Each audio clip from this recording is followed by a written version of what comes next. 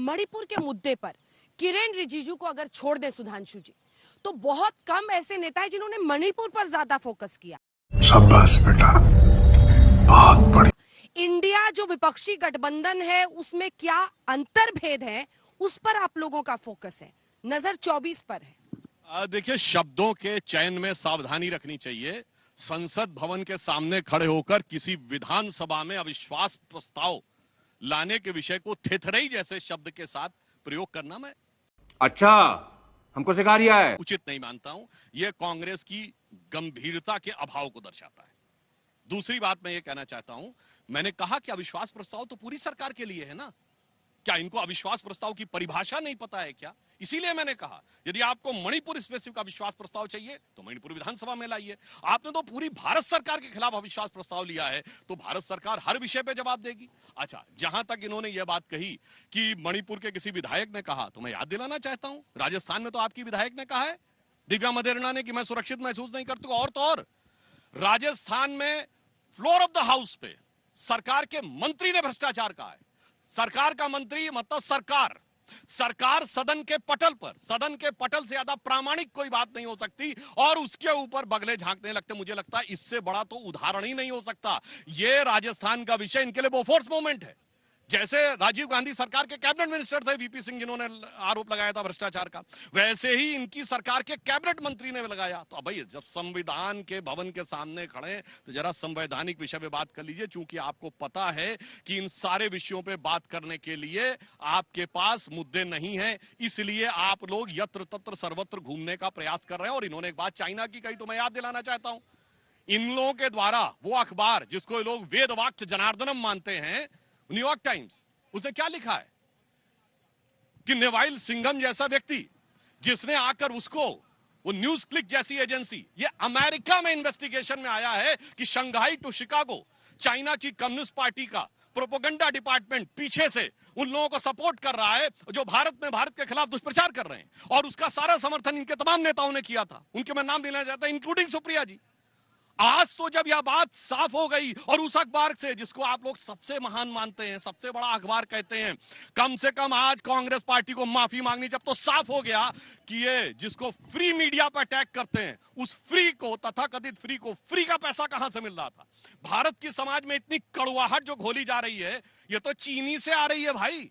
इसलिए मैं कहना चाहता हूं, अब तो साफ साफ आके कम से कम कांग्रेस को माफी मांगनी चाहिए। और अब नहीं माफी मांगते हैं तो मैं साफ साफ देश की जनता से कहना चाहूंगा कि कहनी है एक बात मुझे इस देश के पहरेदारों से, संभल के रहना अपने घर में छिपे हुए गद्दारों से। इस पर एक जवाब दीजिए। और क्या आप लोगों के लिए वाकई एम्बैरेसिंग मोमेंट है जब एनवाईटी, जिस अखबार को आप लोग बार बार कोट करते हैं बीजेपी के खिलाफ, प्रधानमंत्री के खिलाफ अगर आर्टिकल्स अमेरिका में आते हैं, उसने न्यूज क्लिक को लेकर और ये रॉय सिंघम को लेकर सीधा कह दिया है कि communist party of China fund करती है इसे। मैं न्यूयॉर्क टाइम्स पर जवाब दूंगी, लेकिन पहले मैं सुधांशु जी को याद दिलाना चाहती हूं कि जिन लोगों ने आजादी के आंदोलन में जीरो कंट्रीब्यूशन किया और कल आपके होम मिनिस्टर ने मान लिया, उनको गद्दार कहने का कोई हक नहीं है। प्रिविलेज मोशन मूव हुआ है आपके नेता सदन राज्यसभा में खिलाफ। बेकार की बातें, यहां पर विपक्ष को गद्दार कहना बंद कर दीजिए।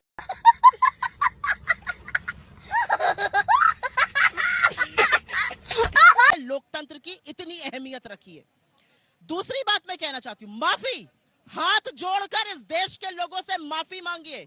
उन दो औरतों से माफी मांगिए जिनको नंगा करके एक आदमखोर की भीड़ घुमा रही थी, उनकी योनियों और उनके स्तनों को छू रही थी।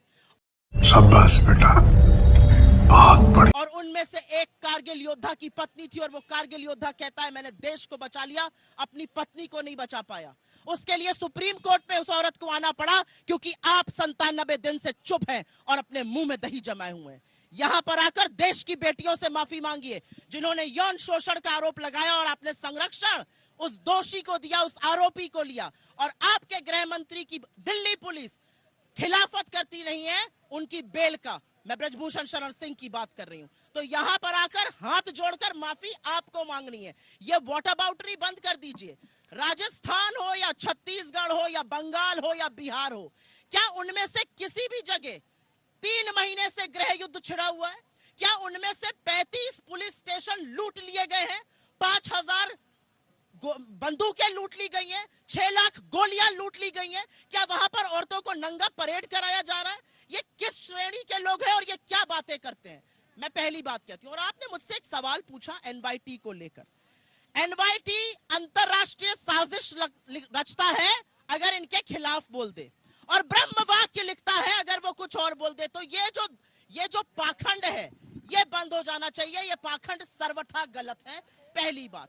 दूसरी बात ये भी सर्वविदित है कि भारतीय जनता पार्टी के खिलाफ जो बोलेगा, भारतीय जनता पार्टी के खिलाफ जो आवाज उठाएगा, जो इनको आईना दिखाएगा, वो देशद्रोही कराएगा। 9 साल से सत्ता हाथ में, जो है देशद्रोही डालिए उनको जेल में। एक केस कन्विक्ट नहीं हुआ है, भ्रष्टाचार का झुंझुना बजाएंगे। एक केस में दलील नहीं लेकर आ पाते, प्रूफ नहीं लेकर आ पाते, देशद्रोही कहेंगे। और अंत में मैं एक चीज कहना चाहती हूं, इनको इंडिया से डर लगता है, इनको इंडिया से खौफ है, क्योंकि ये जानते हैं कि जब इंडिया खड़ा होता है तो सामने वाले की एक प्रश्न शिकस्त है होती सुप्रिया जी आपसे, राजस्थान की औरतों से आप माफी क्यों नहीं मांगेगी जिनका बलात्कार हुआ या जिनको जलाया गया? वहां की बेटियों के साथ क्यों इंसाफ नहीं होना चाहिए? क्योंकि मणिपुर में ये सब कुछ हो रहा है। मैं आपको उसके जवाब दूंगी, पहले मैं अपनी बात खत्म करूंगी इंडिया की। ये इंडिया से डरते हैं क्योंकि इन्होंने इंडिया के साथ वादा खिलाफी करी है, इंडिया के साथ धोखा किया है, इंडिया के गरीबों के साथ धोखा किया है। असलियत यह है कि ये इंडिया को इंडियन मुजाहिदीन और ईस्ट इंडिया कंपनी गुलामी का प्रतीक मानते हैं, और हम इंडिया में Indian air force, Indian navy, Indian army, Indian police, ISRO और IIT और IIM देखते हैं। ये हम में और इनमें अंतर है। मैं हर उस औरत से माफी मांगूंगी सभ्य समाज में जिसके साथ गलत होता है, लेकिन जहां पर पुलिस की कार्यवाही में ABP के लोग दोषी पाए जाते हैं, वहां पर मैं मानती हूं कि भारतीय जनता पार्टी को हाथ जोड़कर जोधपुर की घटना पर माफी मांगनी चाहिए। अगर तुम लोग नए हो तो सब्सक्राइब करो, वो जो लाल वाला बटन है उसके साथ सूर्य नमस्कार करो या फिर अनुलोम विलोम, मुझे नहीं पता, बस क्लिक हो जाना चाहिए।